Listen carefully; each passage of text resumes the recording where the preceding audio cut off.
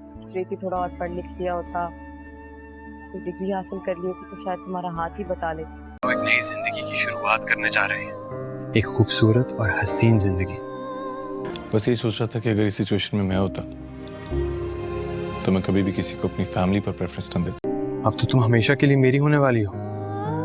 दरअसल ड्रामे के आने वाले एपिसोड में आप लोग देखेंगे जब सैफ की जिंदगी में किरण उसके साथ होगी तो सैफ उसके साथ बिल्कुल भी खुश नहीं होगा, बल्कि सैफ के साथ जो ज्यादती हुई है उन सारी ज्यादतियों का बदला वो किरण से लेगा। सैफ किरण से कहेगा, मैं तुमसे शादी करने के लिए कभी भी राजी नहीं था, तुम्हारे गले का फंदा मेरे घर वालों ने जबरदस्ती मेरे गले में डाल दिया, मुझे तुम में जरा भी दिलचस्पी नहीं थी, लेकिन मेरे घर वालों की जिद की आगे उनकी इज्जत की खातिर मैंने तुमसे शादी की, और तुम मुझसे चाहती हो कि मैं तुमसे प्यार करूं, तुम्हें मोहब्बत दूं, तुम्हें इज्जत दूं। जिस लड़की से मैं शादी करने के लिए राजी नहीं था उस लड़की को मैं अपनी मोहब्बत बिल्कुल भी नहीं दे सकता। जब किरण ये बातें इसके मुंह से सुनेगी तो किरण दंग की दंग रह जाएगी। और किरण तो सैफ से शादी करने के लिए खुशी खुशी राजी भी हो गई थी। किरण ने शादी का फैसला अपने मामू और अपने माँ बाप पर छोड़ दिया था, लेकिन शादी से पहले किरण के मामू को सब कुछ पता चल चुका था कि सैफ किस मिजाज का लड़का है। लेकिन मामू ने अपनी भांजे का घर बर्बाद होने से रोक लिया, और जो कुछ उसने देखा सैफ के अंदर वो सारी बातें उसने अपनी बहन से शेयर की। अगर कबीर चाहता तो ये सारी बात किरण से भी कर सकता था,